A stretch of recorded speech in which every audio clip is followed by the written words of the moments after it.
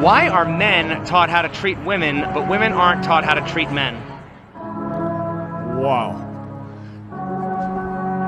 Female privilege. They don't have to do anything, really. They can do what they want. How should women treat men? Well, with respect and love, mainly respect, and then love, kindness, and relax a little. American women seem to be very uptight, very demanding, always wanting stuff but never wanting to give. The men have to give 100%. Happy wife, happy life is the slogan.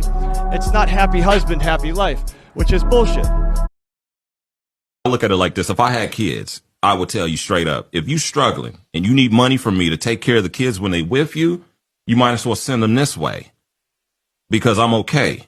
So if you're struggling financially trying to figure it out, send them to daddy. You know, I can make it happen over here with nothing from you. Say an 18-year-old man who doesn't want to go to war, take Ukraine, for example. All the women could leave the country. All the men had to stay. You cannot leave Ukraine if you are a man between the ages of 18 and like 60 or 65. If you're a Ukrainian woman, you get to go to Stockholm, you get to go to Great Britain, you get to continue your hot girl summer. You know what the Ukrainian men were doing? Getting fucking massacred. So let's talk about privilege. Let's talk about privilege. They have to defend their country. If World War III is around the corner, there's no feminists when Russia invades. There's no feminists when China invades. All these things that you often complain about, when shit hits the fan, we revert to our traditional gender roles. You can't have feminism when there's a military conflict. Why don't you ever talk about the men that don't pay child support? Because it's women like you who spread your legs for guys like that. Why don't you ever talk about the responsibility of women who choose irresponsible males to procreate with and then complain later when they're irresponsible? No. The women who have a one-nighter with a bartender or a guy on a motorcycle or a musician, and then you complain later on the guy's a deadbeat. He was a deadbeat to begin with. Why nobody can ever talk to you because you don't let anybody... People talk to me all day long. You can't talk to me. No, I'm trying to talk to you and you're talking over. Dear, don't tell me how to do a radio show. I've been doing this for 25 years. I don't need your help. Oh, okay, let me. Can I please just say this? I was married once before, okay? My husband and I had a child together. Right. After I was tired of him beating me for 2 years, I left him. Really? But why did you tolerate it for 2 years? Can you tell me why you tolerated being beaten for 2 years? I'd like to hear about this. My answer to that is because I was young and stupid. Okay, I agree with you. There you go. You were stupid. No doubt about it. And now what are you going to complain that he doesn't pay child support? A guy who beat you for 2 years? Imagine that. The guy is irresponsible.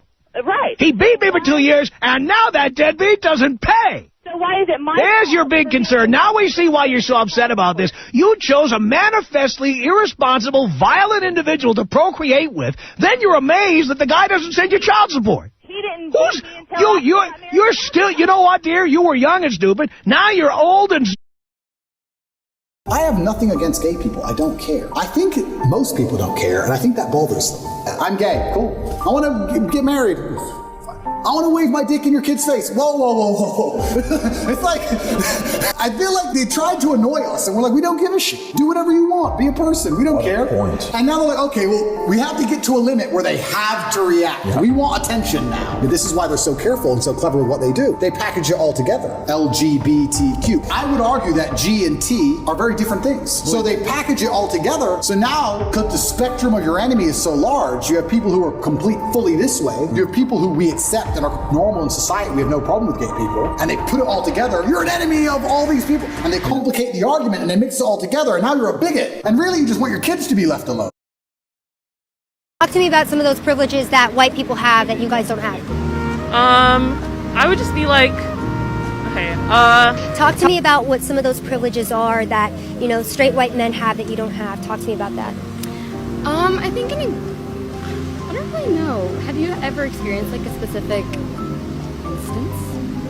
Oh no, but I also need to go. I know, I do need to go. I'm sorry. As especially people of color, we know the privileges or the advantages certain races have. I'm tired of straight white men having the power and everything. Talk to me about some of the privileges that white men are awarded that you guys are not awarded. If I were to like, I don't know, like I guess. Here you go. I have things. See, this is the whole problem with the white male privilege narrative and why it's nonsense. Because most of these kids, as you can see, who are in college, are just mimicking liberal talking points without actually experiencing this supposed privilege that they are not given access to. I'd rather pay a prostitute so she leaves when we're done, rather than sit here and put a bunch of money into a chick and then taking her out for nice dinners, buying her shit, and you get the same result in the end anyways. You're still paying for pussy.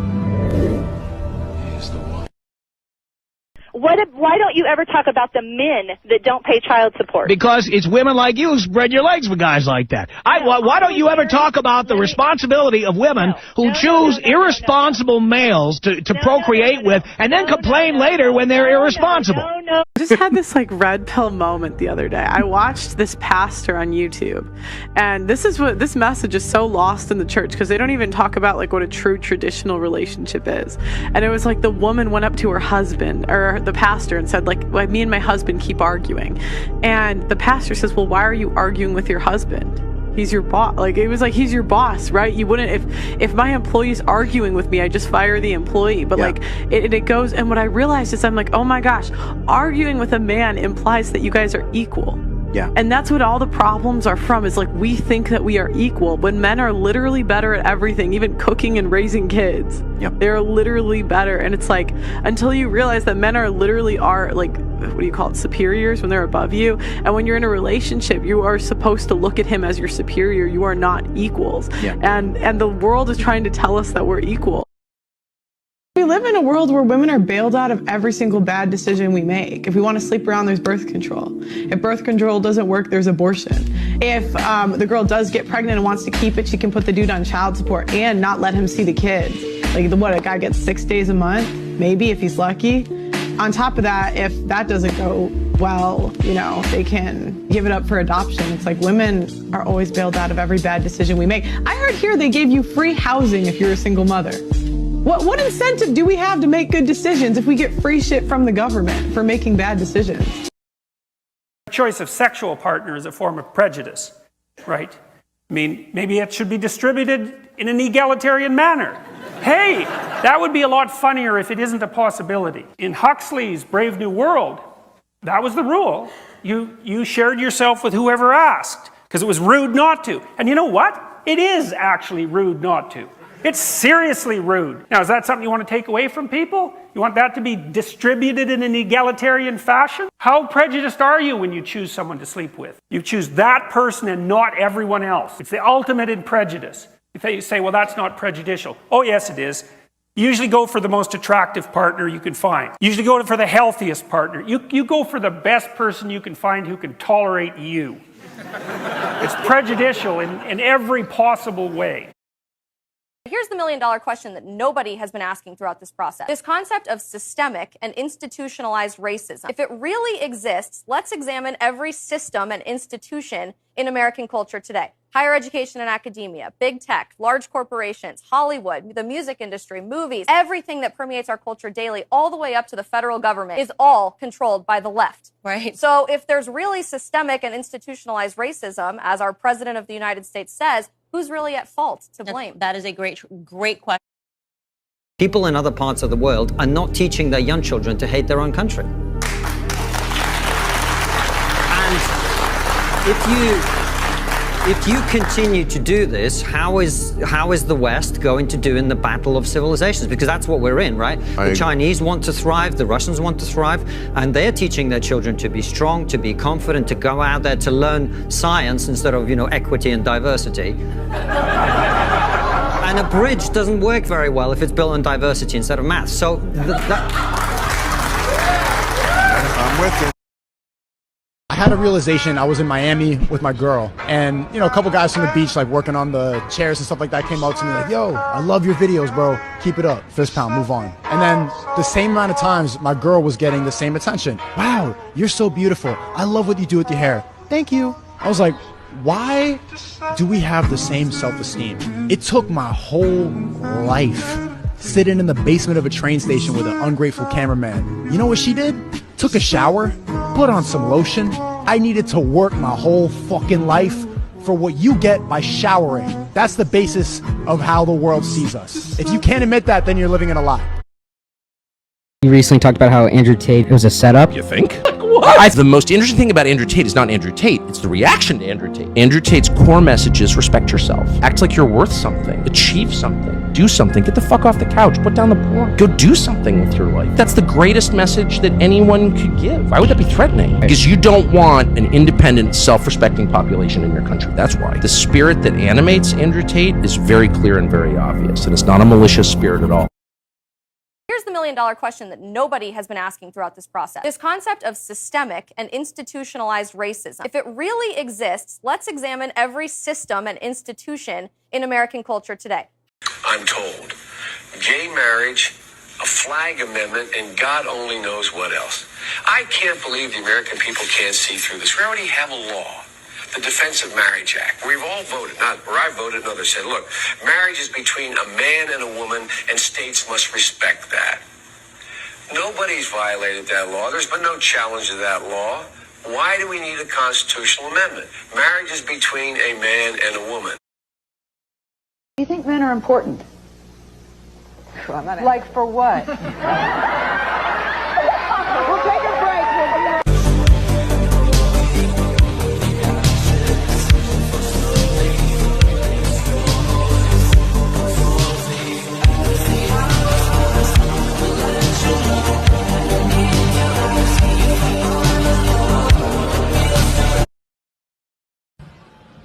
What's that? Do you have a female officer present while you're patting her down? Nope. How do you know that I don't identify as a female? You good? Yep. Fucking smart ass. Can you name any rights men have today that women don't? Any rights that men have that women do not? Any rights that men have that women do not? No. No. So then what laws are feminists fighting for? Shit, that's a good one. Shit, that's a good one. Most men will only experience unconditional love from their mothers, and some of us don't even get that.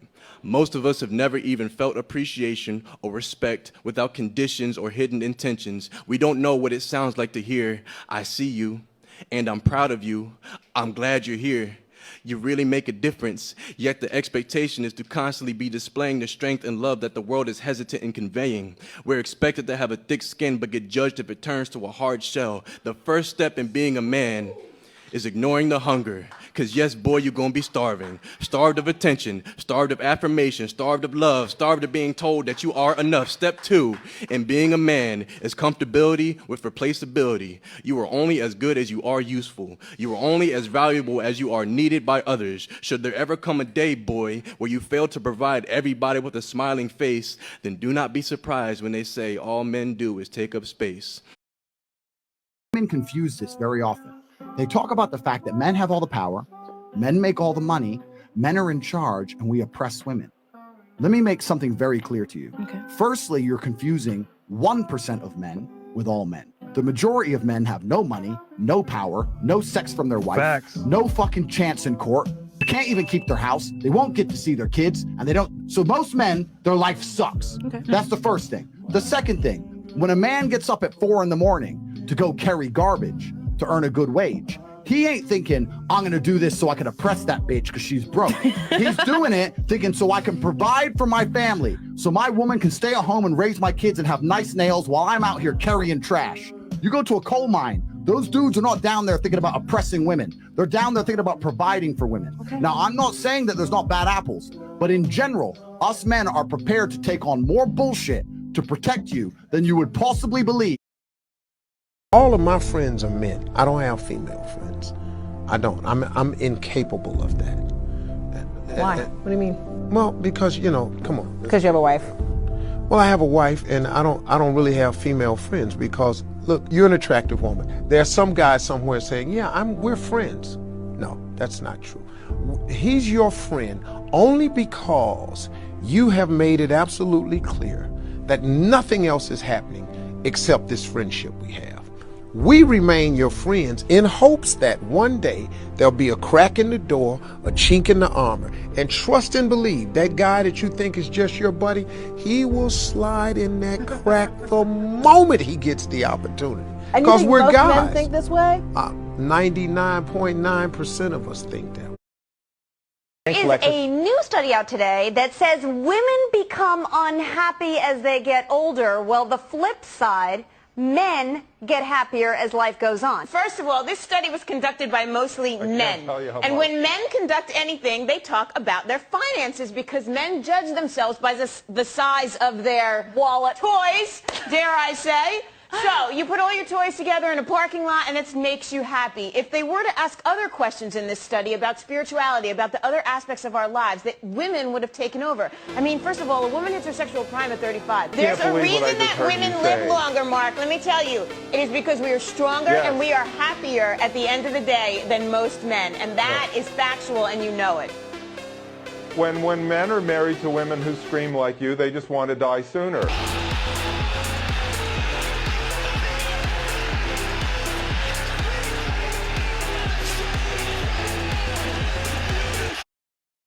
For example, in the Army, no more pull-ups at all. You could do a leg tuck.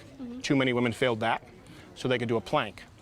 In the Marines, women can do half as many pull-ups, achieve a perfect score. And then what happened is a lot of women were complaining because they felt singled out. So they created a gender-neutral test. That was the same test for men and women, kind of between the two standards, which I disagree with. I think it should be the higher standard.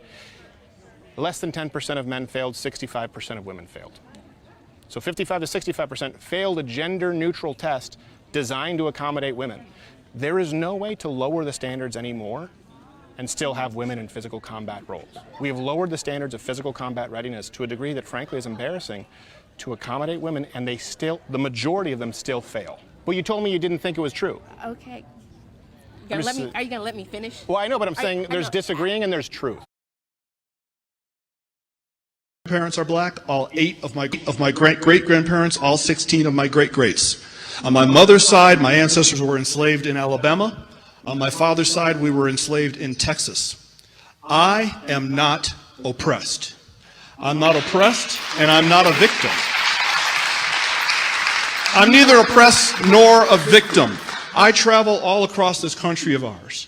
And I check into hotels, and I fly commercially, and I walk into retail establishments, and I order food in restaurants. I go wherever I want, whenever I want. I am treated with kindness, dignity, and respect, literally from coast to coast. I have 3 children. They are not oppressed either, although they are victims. I've taught my children they are victims of 3 things: their own ignorance, their own laziness, and their own poor decision making. That is all. My children, we are not victims of America. We are not victims of some unseen 190-year-old force that kind of floats around in the ether.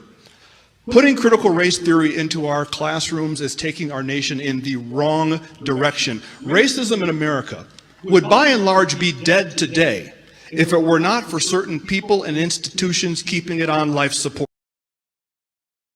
My perception of you doesn't affect you unless you let it. Like, if you call me an I'm not gonna be like, man, I'm an I'm gonna be like, no. Like, that doesn't mean anything to me. So if I identify as a male, or if I identify as a female, and somebody calls me the opposite, why does that matter? Because it doesn't affect me. But it does affect those people, because these but people that's a choice. That for them to be affected? Yeah. Well, obviously how you react to scenarios, it's like, it's entirely up to you, but in these scenarios, it's like, when you have someone and they're just purposely misgendering you, it's because they don't look at you like that. They don't look at you like you are. Yeah, but why does it matter how they look at you? If I'm in that situation and I'm trans, why do I have to force someone else to perceive me the way I want them to? You technically don't have to, but the thing about it is when it comes to being a trans woman and having someone purposely just be like, you're a man, just because you have a still. What happens if you say that and someone gets offended? Well, they can be offended. What's wrong with being offended? When did sticks and stones may break my bones stop being relevant? Isn't that what you teach children, for God's sake? That's what you teach toddlers. He called me an idiot. Don't worry about him. He's a dick. Now you have adults going, I was offended, and I have rights. Well, so what? Be offended. Nothing happens. You're an adult. Grow up. Deal with it. I was offended. I don't care. Nothing happens when you're offended. There's nothing. I went to the comedy show, and the comedian said something about the Lord, and I was offended. And when I woke up in the morning, I had leprosy.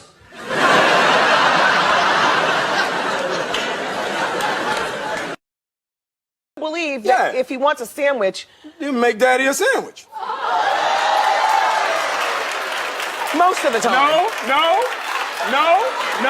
Let me ask you this. Well, okay, let me ask you this. If me and you out, and somebody say something slick to you, you punch him in the face. You want me to smack him in his mouth, right? That's right. So if I take you on a date, and I say, look, baby, we gonna go Dutch. No. Exactly. If we walking up to the car, and I don't open your car door, what do you say? Open the door. You better believe it. Yeah, no, I am with you. I think so you make Daddy a sandwich. I think... If you were born a boy, you stay a boy. Girls are girls right from the start. When you're born a girl baby, you grow up to be a bigger girl and then a woman. Only girls can grow up to be the mummies. Only boys can grow up to be the daddies.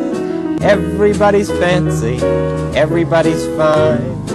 Your body's fancy, and so is mine. I think you're a special person, and I like your ins and outsides. Everybody's fancy, everybody's fine. Your body's fancy, and so is mine. True. Say LeBron James changed his gender.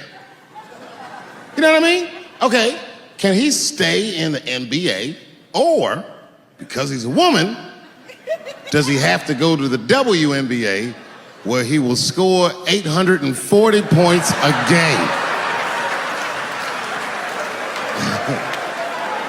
What does it actually mean to be equal? You know what I mean? Like, if women are actually equal to men, then there would be no WNBA, would there? You would just be good enough to play in the NBA with us.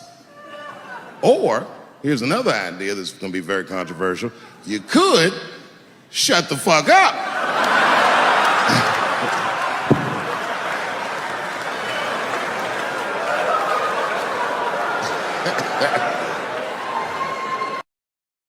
Men are more valuable as we get older. Every man, every woman knows that. Every woman will sit here and go, yeah, I want a man who's older than me. Of course. But if I say it the other way around, I'm misogynistic. It's just the reality of the world. So then we have to go into the other point. The point is this. When you were at your peak value, you had zero interest in monogamy. But then you find a man who's 35 at his peak value. He's finally struggled and worked, because when he was 19, no girl spoke to him. When he was 23, he was broke. When he was 24, he had no life experience. When he was 25, he couldn't fuck. He finally gets to the point where he's now at his peak value. Him at 35 is you when you were 19. And then you're sitting there saying to him, no, you should be monogamous. It's like, well, you fucking weren't. You did whatever you wanted in your peak. Now I'm finally got there. And I had to work for my shit. God and L'Oreal gave you. I had to fucking struggle. I had to go through hell to get on this yacht. You got on the yacht with an Instagram DM. I had to buy it. And now you're telling me I need to fucking settle down and behave and grow up? Fuck you. Why? Because I'm wearing these ribbons. I care more than any of you about anything. And these ribbons say so. I want you people sitting at home and you people in the audience, look down at your lapel right now.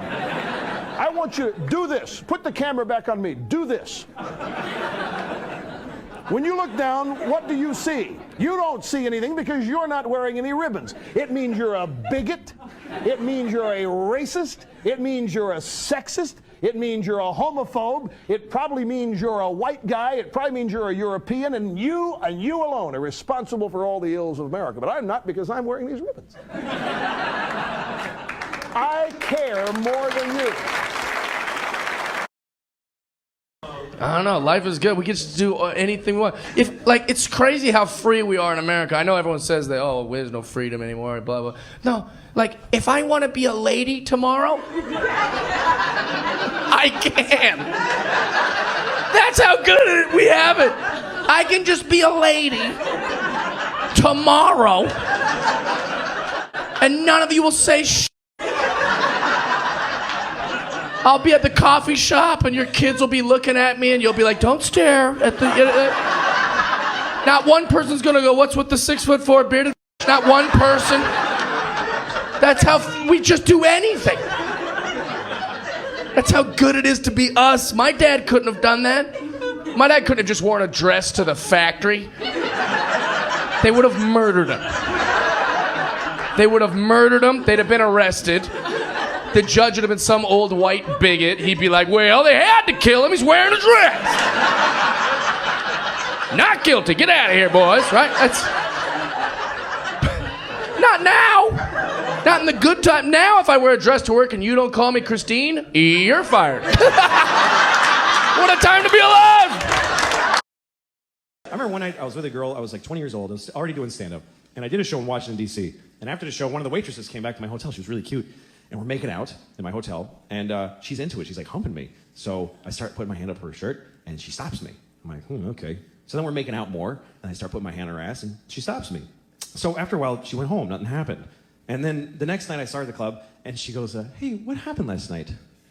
I was like, what? And she goes, how come we didn't have sex? I was like, because you didn't want to. She's like, yes, I did. I was really into it. I was like, why did you keep stopping me? And she goes, because I wanted you to just go for it. I was like, what does that mean? She says, I'm kind of weird. I get turned on when a guy just gets frustrated and just holds me down and fucks me. Like, that's a big turn on for me. I was like, well, you should have told me. I would have happily done that for you. And she says, no, it has to feel real and dangerous. I'm like, what, are you out of your fucking mind? You think I'm just going to rape you on the off chance that hopefully you're into that shit? You're tired of straight white men having the power and everything, you know? And it's like, we as women of color, as like students at this university, like we are very much capable of certain things, and we don't have the same privileges that are offered to straight white men. And I've been hearing that from a lot of the ladies that I've been talking to today. Talk to me about what some of those privileges are that, you know, straight white men have that you don't have. Talk to me about that.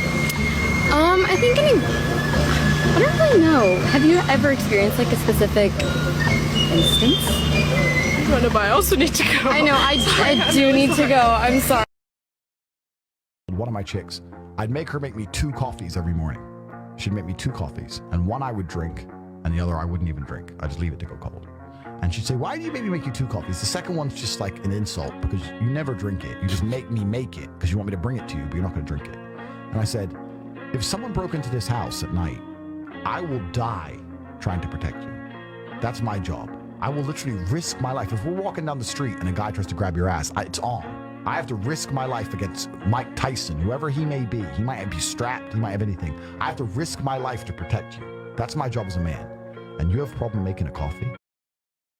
At this point now, I've asked 3 billionaires and 6 people who are worth 100 million and up, what's your number 1 piece of financial advice? Every single one of them, I shit you not, their top piece of financial advice was be careful who you marry. Not because the person you marry as a man could theoretically take half of your assets if you get divorced, but because the person that you marry is ultimately the person that you're going to be building an empire with. This is the person that will motivate you when you're down on your lowest days, or they could be tearing you down on your best days. So I thought it was really interesting that wealthiest people that I've had conversations with, they all agreed that your number 1 cornerstone as a man trying to build wealth is ultimately going to be your partner. It makes sense. You started it. You started it. So I see you on social media and on the news and out marching the street, crying your crocodile tears and claiming that you're being set upon by fascist right-wingers who won't let you just live your lives in peace. What do we ever do to you, you cry? Why are you so angry at us? Well, let me answer that question. You see, the rest of us were living our lives. We were minding our own business when you came along and demanded that we abandon everything we know about fundamental physical reality for your sake. That's what you did. You claim the right to walk into whatever bathroom you want, whatever locker room, whatever sports team. Nobody else has ever had that right. Nobody else has ever had that right to just do whatever they want, go anywhere they want. But you wanted it. You came after our children, seeking to suck them into your suicide cult just to make yourselves feel better. You tried to restructure human society to make it affirming to you personally. You wanted to force the whole world to bend to your narcissism. You tried to put words in our mouths. You tried to control how we speak, even when you're not in the room. Your ego is so out of control that you even tried to take possession of parts of the English language, like you can own them. If I'm in a bikini, I'm at a pool party. I'm in a bikini, I'm rolling up. Yep. Right? I'm talking to my homegirl, boom. Nigga just come behind me, slap my ass. Yep. He's in the right. I never said that.